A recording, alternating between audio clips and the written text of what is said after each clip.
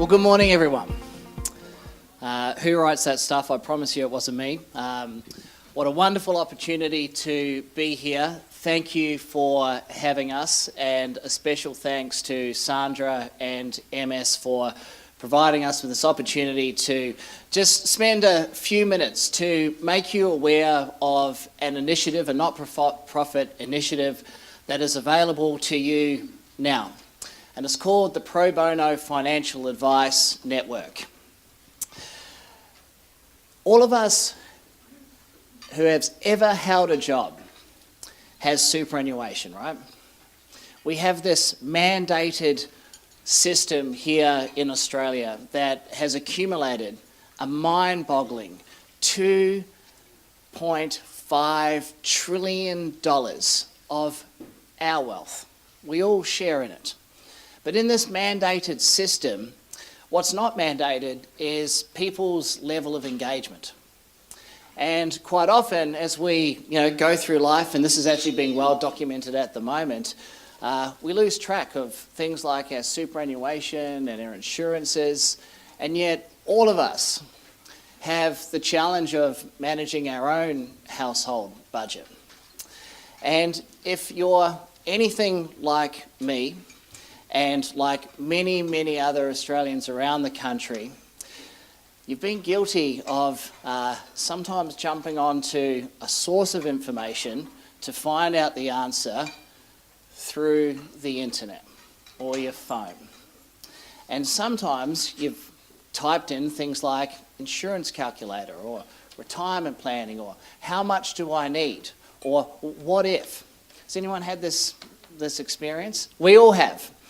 And I guess one of the great things is that it's been likened to getting information off the internet is a little bit like drinking from a fire hydrant, where just the sheer amount of information that you get when you are trying to research some of these decisions that you want to make, the amount of information can become really overwhelming. Because information isn't knowledge. And information doesn't necessarily tell you how to use that information. What should you do? And more importantly, what shouldn't you do in terms of your financial decision making?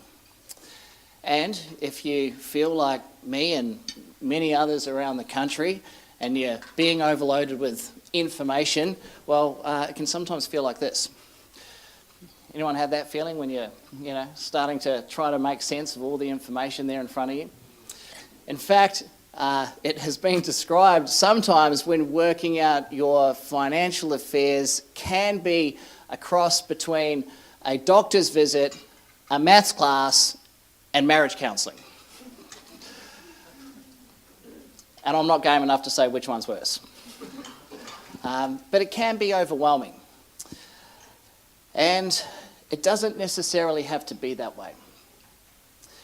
You see, there was an initiative put together a number of years ago where the financial services sector said, how can we put a good news story out into the public when and create a bit of social goodwill between what we're doing on a local scale between a financial advisor and a client, and give it into the hands of people who are dealing with other significant crises and challenges in their life, and the last thing that they want to be thinking about is their financial situation. And so a number of years ago, that's how the Pro Bono Financial Advice Network came to be.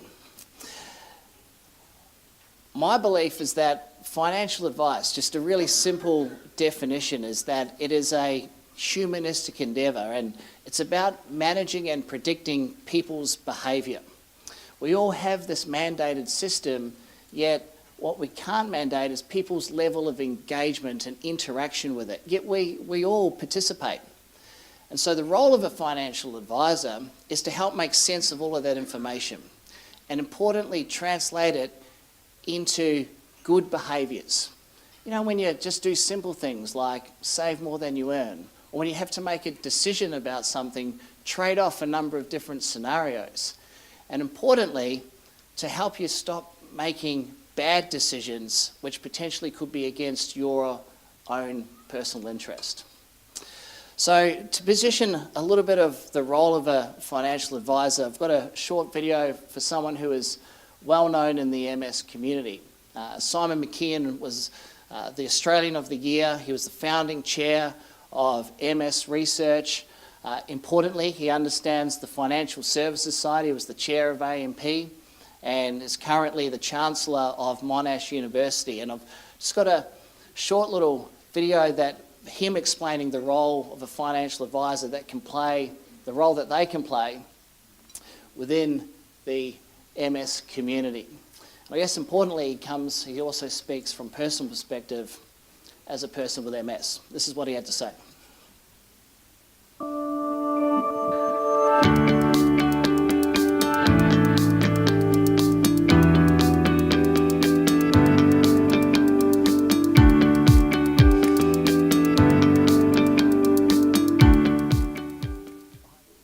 I think the role of the financial advisor when confronted with someone who suddenly has a life-changing event, particularly, say, being told that they have MS, is that they're one of a small group that person really needs. All of a sudden their life is potentially profoundly different. And in the case of their financial affairs, that might need a new plan. A visiting of a situation that has been under control, no longer under control. And, along with other people that are in the lives of that person afflicted with MS, the financial advisor has a very, very important role to play.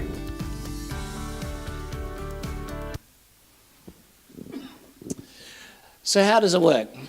Quite simply there are thousands of financial advisors across Australia who run small businesses. They employ roughly about 4 or 5 people on average, and their clients are just everyday people like you and I. Work across lots of different sectors, and they need a little bit of help in understanding the huge amount of information that is there for us all and makes sense in terms of their own personal financial situation. And so these financial advisors, and there are some here in Tasmania, are willing to provide their expertise on a pro bono nature to people with MS. There are a number of financial services organisations that are committed to this pro bono financial advice network. There is a constitution, an independent board.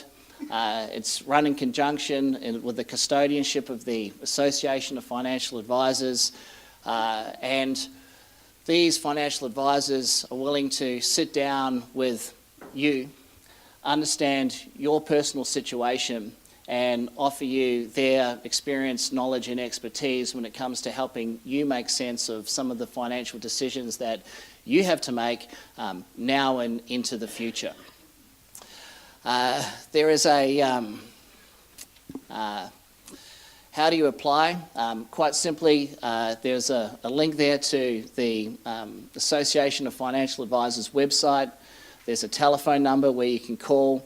Someone will pick up the phone. There's a simple one-page form that just collects a little bit of your information. We then take that information and put you in contact directly with the financial advisor who is close to your geographic region. And they have taken the time to understand a little bit of the personal circumstance that you're in and your situation as you put down on the form, and they give you a call directly, and then it's up to you to meet with them, and the relationship and the discussion goes from there.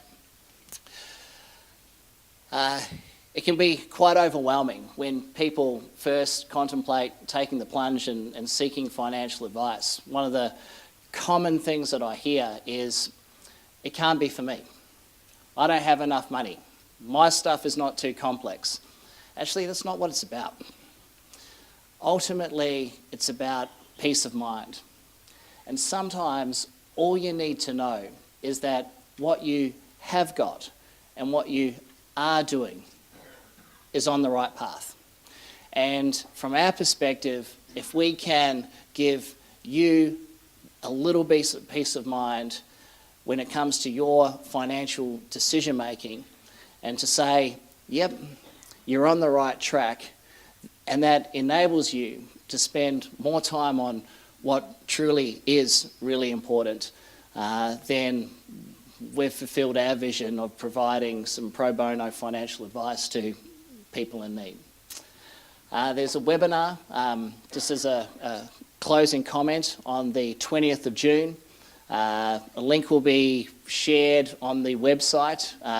You can register, and we'll unpack how it actually works and provide you with more information, but you can go onto the website, and I'd encourage you that here is a profession and an industry that just wants to give back, and there are some highly qualified, good people willing to help you.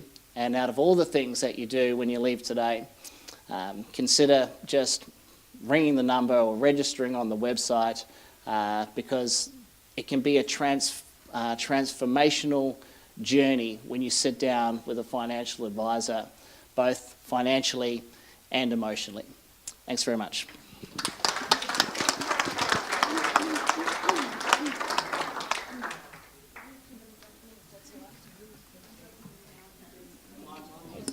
You are. I'm just going to jump in though on that webinar idea. I want a show of hands who's participated in a webinar that MS Education programs run.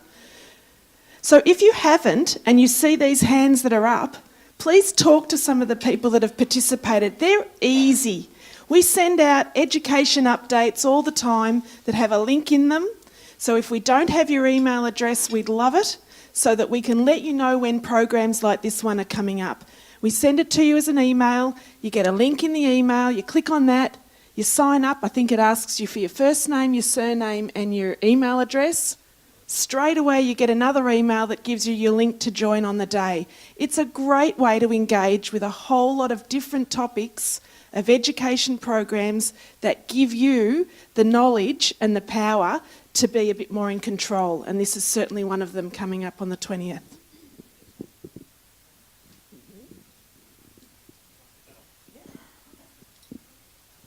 Excellent. Thanks, Nick. Hang on, don't go away. Given it's very topical, one of the questions that is being asked about our superannuation is who regulates them? So in relation to your advisors and your organisation, who regulates you? You've got two different questions there, Des. So who regulates the superannuation industry? APRA does, the Australian Prudential Regulatory Authority. So they regulate the super funds. Who regulates financial advisors? There is a number of statutory bodies. ASIC is one. FASEA, which is the Financial Advisor Standards and Ethics Authority, is a newly formed Commonwealth company to regulate and set education and professional standards. There is every advisor belongs to what's called a licensee, Australian Financial Services Licence, where they have obligations to that licensee. And then there are the professional bodies which also play a role, and the Association of Financial Advisors is one. So it's a number of entities regulate financial advice. So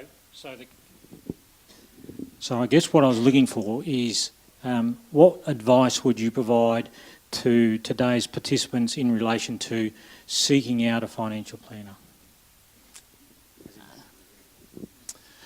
Quite simply, I'd start with the Pro Bono Financial Advice Network.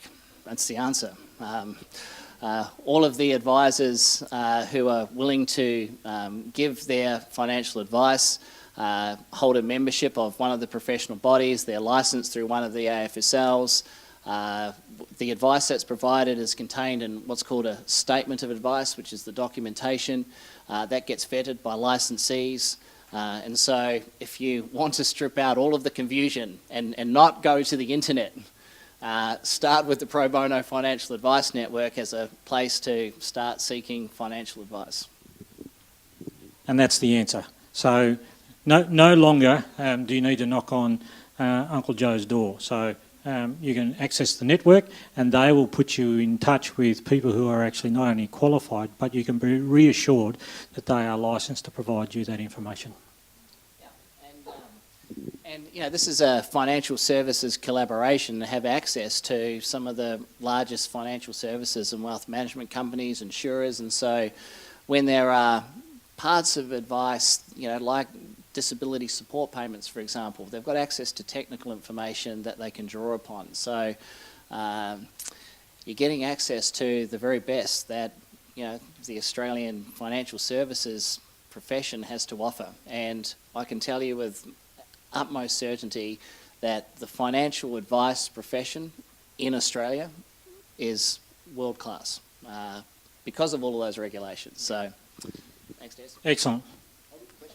Is it just individuals? Oh, no, I'm loud enough. No, we've got to record it. Hi, is it just individuals that you're doing, or is it families as well, as in like partners and so forth?